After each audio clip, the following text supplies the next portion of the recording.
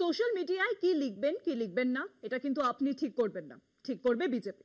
হ্যাঁ, বিজেপি শাসিত মহারাষ্ট্রে এবার সরকারি কর্মচারীদের জন্য নয়া ফতোয়া। সমাজ মাধ্যমে কি লেখা যাবে বা কোন ছবি পোস্ট করা যাবে তা নিয়ে জারি হয়েছে নয়া নির্দেশিকা।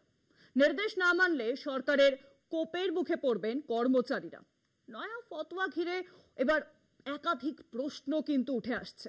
শুরু হয়েছে জল্পনা, গণতন্ত্র ছেড়ে দেশ কি সরাসরি স্বৈরতন্ত্রের দিকে পা বাড়াচ্ছে এবার? বিজেপি শাসিত মহারাষ্ট্রে সরকারি কর্মচারীদের জন্য নয়া ফতোয়া জারি।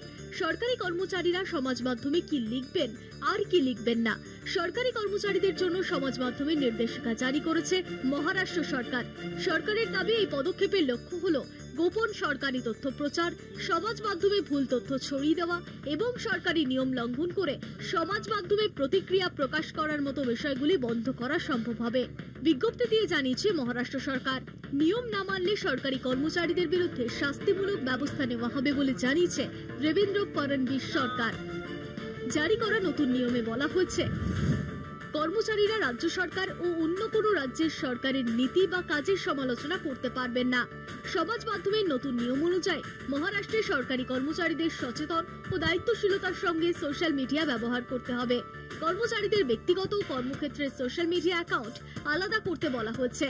কর্মচারীরা তাদের অ্যাকাউন্টের প্রোফাইল ছবি ছাড়া সরকারি লোগো, ইউনিফর্ম, সরকারি যানবাহন বা অন্য কোনো ভবনের ছবি দিতে পারবেন না।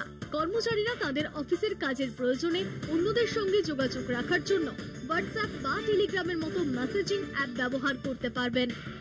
মহারাষ্ট্র সরকারের এহেন পদক্ষেপে প্রশ্ন উঠছে, সমাজ মাধ্যমে বিভ্রান্তি বা প্ররোচনামূলক প্রচার রুখতে এই পদক্ষেপ, নাকি সরকারের সমালোচনা রুখতে সরকারি কর্মচারীদের কণ্ঠরোধ করতে নয়া ফর্মুলা বিজেপির, যা ঘিরে শুরু হচ্ছে জল্পনা।